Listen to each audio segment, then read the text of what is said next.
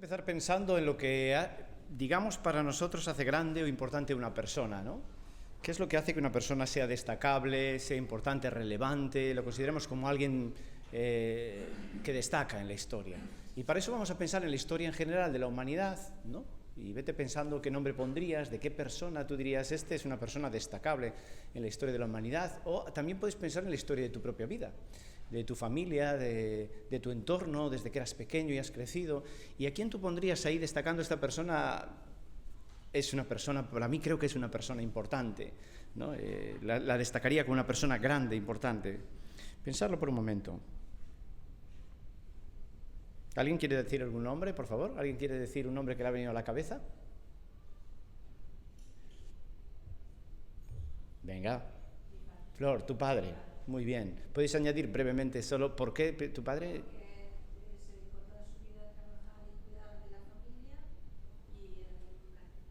Muy bien, perfecto. Un ejemplo de humildad y de constancia y esfuerzo. Muy bien, perfecto. Seguro que podrías decir más de él, pero ya te vino ese nombre y de una manera clara sabes por qué. Alguien más que dé un nombre. Puede ser de tu vida, de tu historia, puede ser de la humanidad en general, que digas, yo creo que esta ha sido una persona relevante.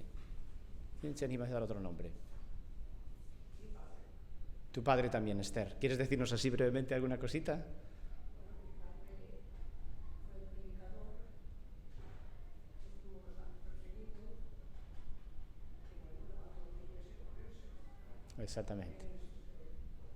Muy bien, tenemos referencias en algún libro por ahí de tu padre. Perfecto, muy bien. Mirad, personas cercanas a nosotras, que pondríamos, esta persona ha sido importante en la historia, no de nuestra vida solo, fijaros, esto ha afectado a vidas de otras personas también. ¿Algún otro nombre que ha pasado por vuestra cabeza? Mi abuela. Tu abuela, caramba, seguimos en la familia, Carolina.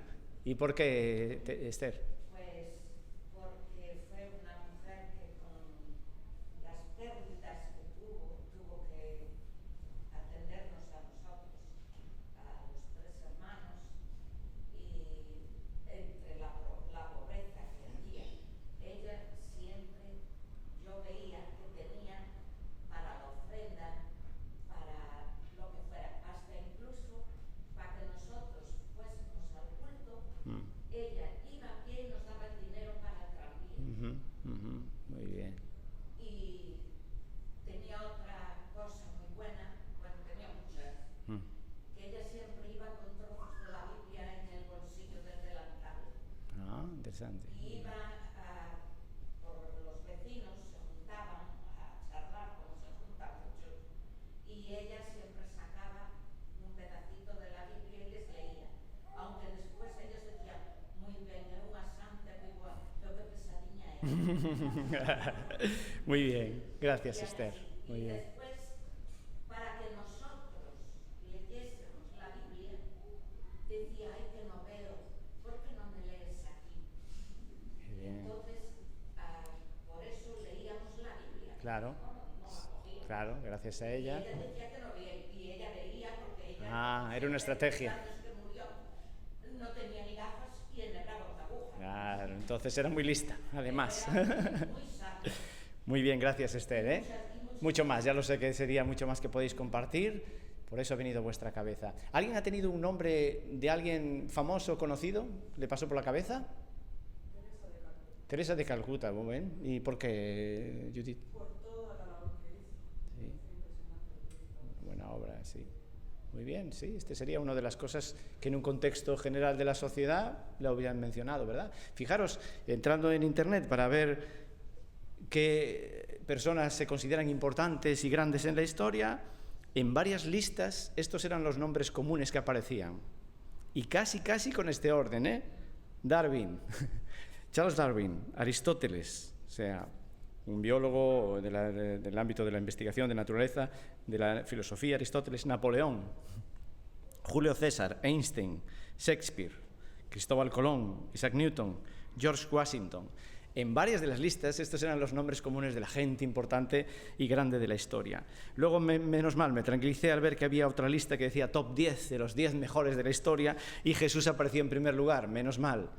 Bueno, Jesús aparecía en casi todas las listas, pero es verdad que algunos muy abajo. Pero en esta lista top 10 aparecía Jesús, Napoleón otra vez, Mahoma, Shakespeare, Abraham Lincoln, George Washington, Adolf Hitler, Aristóteles, Alejandro Magno, Thomas Jefferson.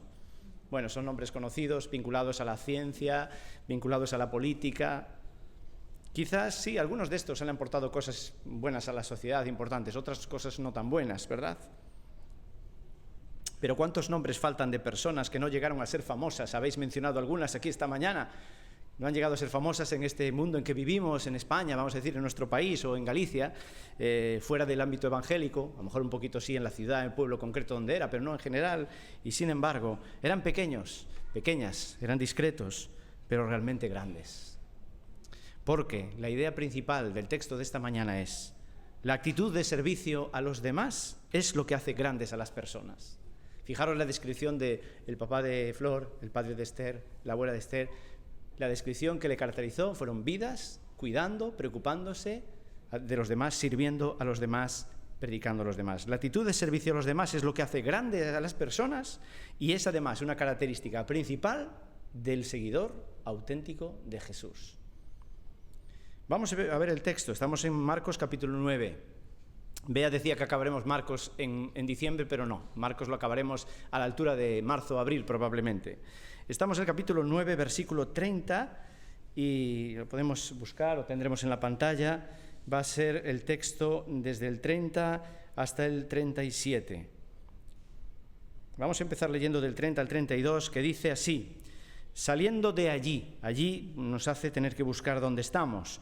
Y la verdad que yo dudo un poquito exactamente dónde quiere decir, porque por un lado Jesús estaba con los discípulos en la parte norte de Galilea, del mar de Galilea, en la zona de Cesarea de Filipos y pueblos de alrededor, pero es verdad que él con los tres, Jacobo, Pedro y Juan, se dirigió a un monte donde ocurrió recientemente, acabamos de leer, la transfiguración, que se llama el Monte Tabor, y ese ya se sitúa al sur de Galilea.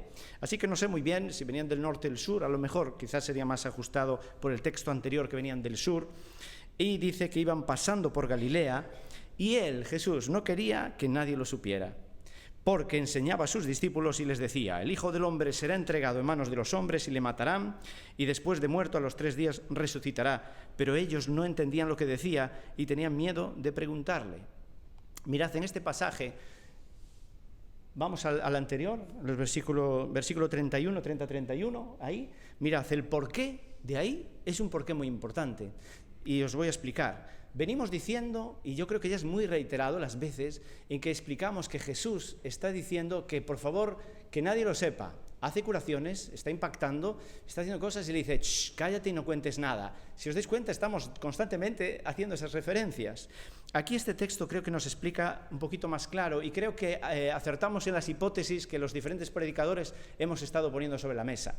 Porque dice que él no quería que nadie lo supiera, y a continuación dice ¿por qué? Porque enseñaba a sus discípulos que el Hijo del Hombre sería entregado, le matarían y resucitaría. Es decir, existe una conexión entre el silencio que Jesús quería que se hiciese, que no se fuese demasiada fama, y los acontecimientos de ser entregado, de ser muerto y ser resucitado. Por lo tanto, Jesús está ralentizando, no queriendo que se acelere el proceso de que Jesús sea entregado, matado y resucitado, dado que pues, los tiempos estaban establecidos y no era el momento. Aún así ya sabíamos que la gente no era capaz de callarse y hablaban de lo que pasaba, pero probablemente con esta advertencia de Jesús quizás ralentizaba algo, o al menos enseñaba que las cosas tienen sus tiempos y sus cumplimientos, ¿no? Por eso este porqué me parece interesante dentro de estas constantes referencias que hacemos. Y a continuación, versículo 32, dice que ellos no entienden. ¿Cómo no pueden entender? Nosotros lo vemos tan claro ahora, ¿verdad? Además, fijaros, dicen que no entienden cuando vimos en el capítulo anterior, 8, versículo 31, lo siguiente, que comenzó a enseñarles Jesús que le era necesario al Hijo del Hombre padecer mucho, ser desechado por los ancianos y por los sacerdotes y los escribas, ser muerto y resucitar después de 3 días. Mira lo que había Jesús enseñado hace poquísimo. Y dice Marcos que esto les decía claramente, usa esa palabra. Entonces Pedro, ¿os acordáis? Le tomó aparte, ya lo hemos estudiado, y le dijo: no, Jesús, no, tú, esto no puede ser, ¿eh? Contigo vamos hasta la muerte, no vamos a permitir que te hagan esto. Entonces, nosotros sabemos una cosa, que es que cuando alguien no quiere entender, no entiende, ¿verdad? ¿A qué nos pasa a menudo? A veces, por mucho que nos pongan las cosas claras, hay cosas que si no me encajan, pues no las entiendo. Ahora, no tengo la impresión, viendo el pasaje paralelo en Lucas, capítulo 9, dice que estas cosas les estaban veladas para que no las comprendieran. Así que quizás no era que no querían entender o que se hacían los despistados, sino que realmente Dios estaba interviniendo para que todavía no entendiesen perfectamente qué significaba lo que iba a venir a continuación. Versículo 33. Llegaron a Capernaum, allí ya estamos en la zona de Galilea, y estando ya en la casa, les preguntaba a los discípulos: ¿qué discutíais por el camino? Siempre me llama la atención que Jesús haga preguntas cuando ya sabe las respuestas, ¿no? Sin duda alguna lo que quiere es que eso salga a la luz, que se hable sobre ello, que ellos den la cara y dejen de estar con, a ver, ¿qué estáis discutiendo? Ya sabía de qué estaban discutiendo, ¿no? Pero ellos, no sé si avergonzados, no sé si temerosos probablemente, guardaron silencio, porque en el camino habían discutido entre sí quién de ellos era el mayor. Sentándose, llamó, literalmente, dio voces, o sea, les llamó bastante fuerte a los 12 y les dijo: si alguno desea ser el primero, será el último de todos y el servidor de todos. Probablemente más fuerte de lo que lo hice yo, allí lo habrá hecho él. Estaba en un entorno, en este caso, cerrado, en casa. ¿Quién es el mayor? Todos hemos vivido la típica competición entre los niños, a ver quién es el más grande, quién mide más, quién es el más alto, se ponen así de puntillas, ¿no? Quién es el mejor, pues en un deporte o algo, y hay esta competición entre amigos, entre hermanos, ¿no? Los hermanos se comparan mucho entre sí, a ver quién es el más tal, sobre todo cuando hay poca diferencia de edad entre unos y otros, ¿verdad? A veces, yo no lo he vivido en mí, pero lo he visto en situaciones cuando un hermano a otro disfruta un montón cuando hacen una apuesta por algo y se plantean que el que pierda la apuesta debe servir al otro. Es decir, vas a hacer todo lo que a mí me dé la gana. No sé si os pasó entre hermanos, algunos aquí presentes, ¿no? Si pierde el que pierda, vas a tener que servir al otro durante todo el día. Es decir, si yo digo, tráeme un vaso de agua, me lo traes. Ráscame aquí, me rascas aquí. Y entonces, bueno, ¿cómo se siente el que gana, teniendo el otro vasallo, esclavo a su servicio, ¿verdad? ¿Cómo nos gusta que nos sirvan? Nos gusta tener esa posición. Entonces los discípulos debaten quién es el mayor. Mayor en otras versiones es traducido, y parece que está bien traducido, por el más importante. ¿Quién es el más importante? Pero mirad una cosa, acabamos de salir de una experiencia de alto impacto que nosotros no entendemos porque no la vivimos. Y es la experiencia que se le ha llamado la transfiguración, cuando Jesús resplandece, están allí Pedro, Jacobo, Juan, aparecen Moisés y Elías, aquello es un espectáculo, y Pedro dice, vamos a quedarnos aquí, que esto es el cielo. ¿Han visto la gloria y la grandeza de Dios? Probablemente frente a la gloria y la grandeza de Dios, tú y yo como nos vemos, así pequeñísimos, tuvieron que verse allí súper pequeños y Dios grande y decir, wow. Y acaban de ver esto. ¿Qué es lo que no habrían entendido, no? Se están preguntando quién es el más importante y el más grande, si no somos nada.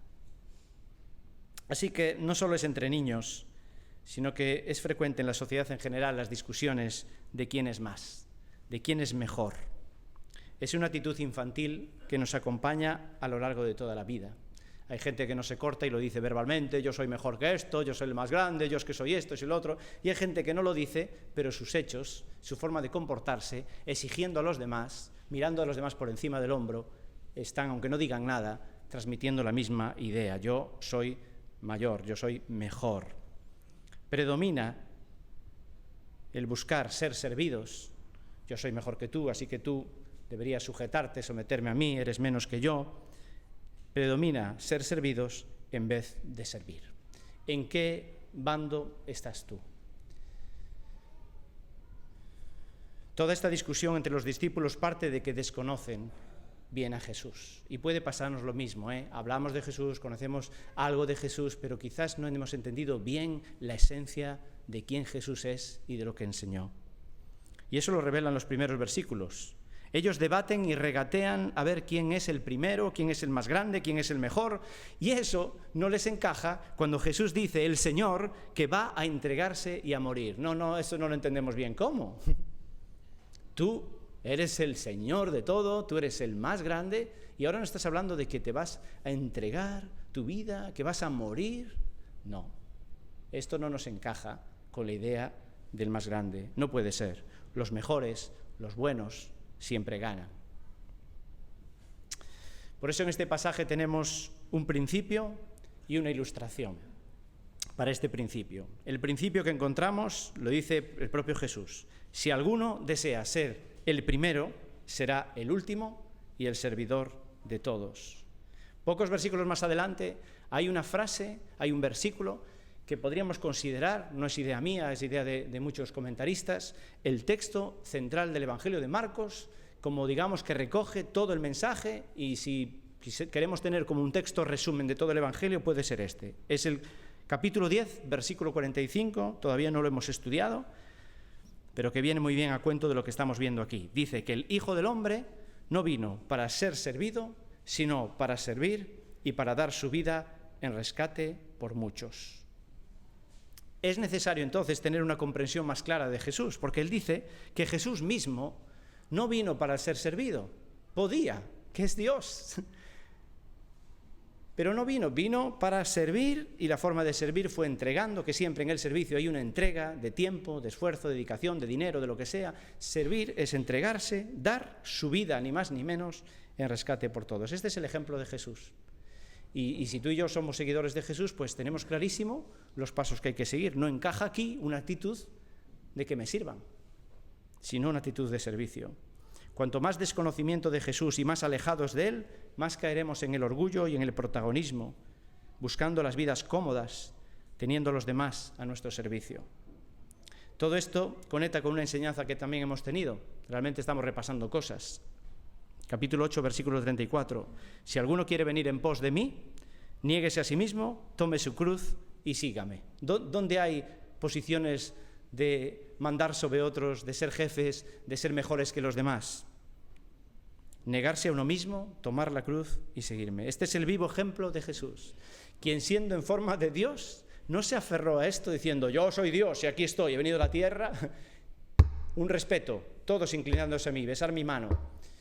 Sino que aun siendo en forma de Dios, no se aferró a eso, sino que se despojó, es decir, se negó a sí mismo, podríamos decir, haciéndose hombre, haciéndose un paso más, siervo, que es la enseñanza que tenemos, y se humilló hasta la muerte. Ese es el ejemplo de nuestro Maestro, de nuestro Señor. Ahora, tenemos para luchar con dos grandes males, y también, gracias a Dios, hay dos grandes antídotos para ellos. Son dos grandes males en la raíz de todos los problemas de la humanidad, de todos. Si las analizamos uno a uno, cualquier problema que tú menciones que existe en el mundo, en la humanidad actualmente, en la cuna de esos problemas están uno o estos dos males. Y son males que vienen del interior de la persona. También lo hemos estudiado, sigamos repasando. Lo que contamina al hombre no viene de fuera. Dejamos de decir que las cosas van mal porque la sociedad va mal, los políticos gobiernan mal. Sí, todas esas cosas pueden tener que ver. En el fondo, la sociedad va mal porque tú y yo vamos mal. Y el mal no viene de fuera, el mal viene de dentro. Y nos conviene ser nosotros los primeros críticos con nosotros mismos para reconocer lo que no funciona bien aquí dentro de nosotros. Estos dos males son, número uno, ya lo habréis pensado, seguro que ya estáis adelantándoos a mí, y es el orgullo. Mal número uno de la humanidad, el orgullo. Ser el mejor, ser el más grande, ser el mayor. Esto anida en el corazón del ser humano. Por supuesto, ¿cuál es la receta para el orgullo? La que estamos considerando aquí, la que hizo Jesús, la que nos enseñó Él, la humildad, la humillación. Ante el orgullo, la humildad. Segundo mal característico de nuestra sociedad, de nuestras vidas, el egoísmo. Si el orgullo es ser el mejor, el más grande, el egoísmo es ser el primero. Yo primero, mis deseos, mi voluntad, mis necesidades, que me sirvan a mí. La receta entonces para el egoísmo es ponerse de último, al servicio de los demás. Puedes estar pensando en tu vida y tu experiencia, cómo vives esto, porque si alguno desea ser el primero, será el último y el servidor de todos, dijo Jesús. El Hijo del Hombre no vino para ser servido, sino para servir. Servir, ser servidor, viene de la palabra diáconos. Hay otra que es doulos, que tiene que ver con esclavo, tiene otros matices, pero aquí cuando se habla de servir es la palabra diáconos, que significa ser un asistente, ser alguien que sirve en general, está dispuesto a lo que haga falta, que atiende, que ministra, es otra palabra que se utiliza. Por tanto, es una persona, un servidor, es una persona, a ver si te reflejas en esto, que vela por las necesidades de los demás, que muestra su ayuda a los demás, que se pone en la piel de los otros y que busca la manera de apoyarles y facilitar su bienestar. ¿Ese es tu lema de vida? ¿Vives así? Velando por la gente que te está a tu alrededor para servirles, apoyarles, ayudarles. ¿Ese es tu lema de vida? O a lo mejor detectas, si hemos de ser sinceros, que el lema de vida es un poquito distinto. Quizás a una persona le ayudo, pero principalmente vivo centrado en mí mismo, en mi bienestar y en mis necesidades. Por eso, en esta mañana aprendemos que la actitud de servicio a los demás es lo que hace grandes a las personas y es una característica principal de un seguidor de Jesús. Tú y yo elegimos ser de los que sirven o ser de los que son servidos. Y eso debemos verlo en todos los aspectos de nuestra vida cotidiana. Me gusta poner ejemplos, siempre quedo muy corto, pero bueno, a lo mejor a alguien que le cueste más encontrar una aplicación, me gustaría ayudarle para pensar sobre esto. ¿Eres de los que sirven o de los que tienen que servirte? Por ejemplo, en casa, en el hogar. ¿Quién se sacrifica en el hogar por los demás? Todos, ¿no? Todos. En mi casa todos nos sacrificamos. ¿O hay realmente alguien que es el que se sacrifica de verdad y sirve a los demás en casa? Uno sirve y el resto ¿qué hacen? ¿Quién está ahí cuando hace falta? ¿Quién busca que los demás estén bien en la familia? ¿Sirves a tus padres? ¿Sirves a tu esposo, a tu esposa? ¿Sirves a tus hijos? ¿Sirves a tus hermanos? ¿O ellos te sirven a ti? Ya puedes chequear por el área de la familia si tú estás en la parte de los que sirven o de los que son servidos. En tu trabajo, en mi trabajo, ¿estás pendiente de lo que necesitan los demás, tus compañeros? ¿Intentas aliviar el trabajo de otros? ¿Buscas no ser tú una fuente de tensión? ¿Te preocupas por cómo están tus compañeros, compañeras de trabajo? ¿Sirves a aquellos que tienes a tu cargo? Sobre todo cuando tienes una posición de responsabilidad y tienes gente a tu cargo, ¿tú les sirves a ellos? ¿O exiges que te sirvan a ti? Pensemos en este ámbito, los que estamos en el mundo laboral todavía, si somos de los que servimos o de los que nos tienen que servir. Como iglesia, también, en el ámbito de la iglesia y la relación entre hermanos en la fe, ¿cómo estás sirviendo? ¿Se puede decir de ti que eres de los que sirven o más bien de los que tienen que servirte los demás? Hay muchas formas de servir, en cuestiones materiales, prácticas, que algunos lo hacéis, o lo intentamos hacer, en cuestiones personales, cuestiones espirituales, etc. Aparte de las muestras de servicio, aquí en las 4 paredes, que son muy poquitas porque está muy poquito tiempo, no hay mucho para servir aquí, hay algo pero no mucho, también, ¿cómo sirves fuera de estas 4 paredes como parte de la iglesia? ¿Cuánto es tu preocupación por tus hermanos? ¿Cuánto velas durante el resto del tiempo como iglesia, por la propia iglesia? ¿Cuál creéis que es la actitud de la persona que se queja de que no se preocupan por él, nadie me llama, nadie me saluda? ¿A qué suena esto? Yo lo he oído tantas veces, sobre todo los que quieren dejar la iglesia. No, yo no me voy a congregar y a mí nadie me saluda, no se preocupan por mí. ¿De quién es este? ¿De los que sirven o de los que buscan que le sirvan? ¿Cuál es la actitud del que no está involucrado en nada y critica todo? Que eso también pasa. Personas que realmente no están sirviendo en nada, pero sí que son capaces de criticar cualquier cosa que se hace. ¿Cuál es la actitud del que es invitado siempre y nunca invita? ¿Quién sirve y quién es servido? Bueno, podríamos añadir muchos ejemplos, que os pongo algunos porque nos pensemos de forma práctica, pero piensa, ¿dónde estás tú como parte de esta iglesia? ¿Eres de los que sirven o de los que te tienen que servir? En tu vecindario, ¿qué dirían tus vecinos de ti? ¿Que eres una persona servicial? ¿Te reconocen en tu barrio, en tu edificio, como alguien que les sirve? ¿O como alguien, este cuidado, siempre hay que estar en torno a lo que él dice, vamos? En tu comunidad más amplia, en alguna asociación a la que tú perteneces, si perteneces a alguna asociación o alguna actividad en la que estás involucrado, si vas a piscina, al gimnasio, no sé qué, en todos estos ámbitos repasa de tu vida, ¿cuál es tu posición? ¿Seguimos el ejemplo del maestro de ser de los que sirven o de los que siempre vamos diciendo a mí que me sirvan? Ya no pongo el ejemplo de cuando vamos conduciendo porque ahí me parece que la mayoría metemos bastante la pata, ¿no? ¿Eres de los que sirven porque la actitud de servicio a los demás es lo que hace grandes a las personas y es una característica principal de un seguidor de Jesús. Este es el principio, así de claro, y ahora tenemos una sencilla y práctica ilustración con la que terminamos ya. La ilustración la tenemos en los últimos 2 versículos, 36 y 37. Tomando a un niño, Jesús lo puso en medio de ellos y tomándolo en sus brazos, otra versión dice abrazándolo, les dijo, el que reciba a un niño como este en mi nombre, a mí me recibe, y el que me recibe a mí, no me recibe a mí, sino a aquel que me envió.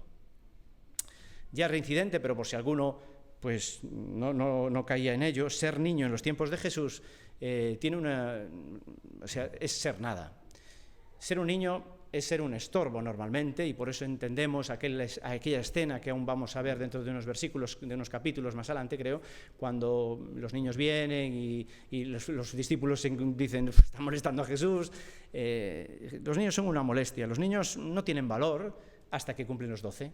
Los 12 les hace hacer el paso de niño a adulto y a partir de ahí sí, ya tienen voz, voto, ya son alguien, ya son importantes. Pero antes no, el niño es débil, desde el contexto hebreo me estoy situando, el niño hasta podría considerarse tonto. Los niños son tontos, no tienen nada que aportar. Este es el criterio. Y se ha llegado a extremos tremendos donde los niños tienen tan poco valor que se puede dictaminar un infanticidio, como hizo Herodes, y no fue el único, y no pasa nada, como ocurrió cuando nació Jesús, ¿no? Que el exterminio de los niños menores de ciertas edades. David Gooding, que tiene un comentario sobre Lucas, dice, incluso el más pequeño e insignificante como un niño, si representa a Cristo, es grande, decía él. Los niños, Jesús les dio una importancia tremenda y los utilizó en varias ocasiones como ejemplo. ¿Qué es entonces lo que dice aquí? Recibir a un niño. ¿Qué es lo que nos está diciendo? El que no reciba a un niño. ¿Qué significa recibir a un niño? Para descifrarlo vamos a los textos paralelos que nos ayudan a entender mejor o a ampliarlo. El texto paralelo de Marcos en Lucas es Lucas 18, que dice así: Jesús, llamando a un niño, lo puso en medio de ellos y dijo, en verdad os digo que si no os convertís o os volvéis y os hacéis como niños, no entraréis en el reino de los cielos. Así pues, cualquiera que se humille como este niño, ese es el mayor en el reino de los cielos. Fijaros, uniendo ambos pasajes, lo que encontramos aquí, podemos deducir claramente que recibir a un niño tiene que ver con volverse, nosotros adultos maduros, volvernos como un niño, convertirnos en un niño, hacernos como niños, destacando lo que aquí dice, cualquiera que se humille como este niño. Ahí nos da la pista. Hacerse como niños está ligado no a una actitud de orgullo, ni de prepotencia, ni de soy el mejor, ni el mayor, sino justamente con una actitud de humildad. El texto paralelo de Lucas dice así, Lucas 9:48. Jesús les dijo, el que reciba a este niño en mi nombre, a mí me recibe, y el que me recibe a mí, recibe a aquel que me envió, porque el que es más pequeño entre vosotros, ese es grande. Pequeño puede traducirse por humilde. El más insignificante entre todos vosotros, ese es el más importante. Esa es la lección, totalmente contraria a lo que en la sociedad se nos enseña. Recibir a un niño, entonces, en resumen, es tener una actitud de humildad y de servicio en la vida. Eso es ser un niño, eso es recibir a un niño, eso es volverse como un niño. Y finalmente, fijaros lo que dice el texto, que recibir a un niño, tener esta actitud humilde y de servicio, es recibir a Dios. Es decir, en última instancia, es servir a Dios, que es lo más grande que uno puede desear, o al menos el creyente es lo que desea. Bueno, después de haber sido tan reincidente, ¿quién se anima a completar la frase de hoy conmigo? Yo digo la primera parte y me la completáis. La actitud de servicio a los demás es lo que, a ver, ¿quién completa? Hace grandes a las personas. Muy bien. Y es una característica principal de un seguidor de Jesús. Esta mañana se nos pide esa actitud de volvernos niños, ese reconocimiento de que somos pequeños, de que no somos mejores que nadie, ni mayores que nadie, y nuestro llamado es a servir a los demás y dejar de vivir para nosotros mismos. Es un llamado de altura, Pidamos al Señor que tome la actitud de orgullo. Si has detectado esto, hermano o hermana, hay que ser sinceros. Si no lo has detectado, pido que Dios tenga compasión de ti, como la tiene de mí cada día, cuando me muestra todo el orgullo y todo el egoísmo que hay en mi corazón. Porque si no lo vemos, no vamos a cambiar y no podremos adoptar la postura que Cristo nos enseña. Entonces, pidamos al Señor que tome la actitud de orgullo que me hace sentir superior a los demás. Pidamos al Señor que tome la actitud de egoísmo que me hace acomodarme y esperar que sean los demás que me sirvan a mí.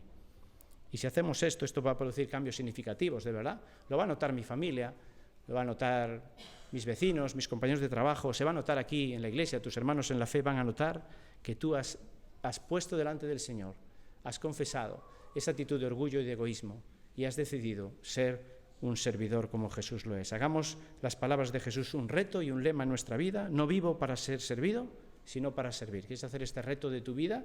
No vivo para ser servido, sino para servir. Que Dios nos guía en los cambios necesarios que tengamos que hacer poco a poco, quizás empezando por algo muy pequeño.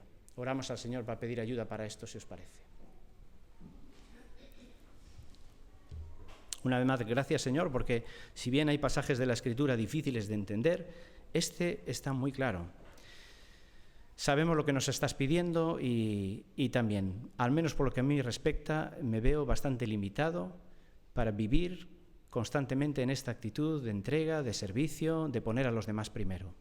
Te pido perdón, Señor, y en nombre de la Iglesia, por aquellos que quieren identificarse conmigo, por todo el orgullo, el egoísmo de mi corazón. Siento mucho adoptar tantas veces esa posición de pensar que soy mejor que alguien o superior a otra persona y exigir a los demás. Perdóname por no estar más dispuesto a servir a otros. Y quiero pedirte por mí, por mis hermanos y hermanas, que lancemos ese reto esta semana, que nos dejemos guiar por ti para servir a todo aquel que esté en nuestro camino. Queremos imitar a Jesús, queremos ser como Él. Gracias porque es un ejemplo inigualable, es la perfección. Él siendo Dios, tú siendo el Señor de todo. Y nos has enseñado a vivir en esa entrega y servicio a los demás. Queremos imitarte y te pido que nos hables a cada uno, que nos hagas consciente donde se nos cuelan algunas actitudes que no son correctas y podamos ir cambiando y tú vayas cambiando eso en nuestras vidas. Te pedimos la ayuda y la pedimos como siempre en el poder que viene de lo alto, que viene de ti, en el poder de Dios, en el nombre de Jesús. Amén.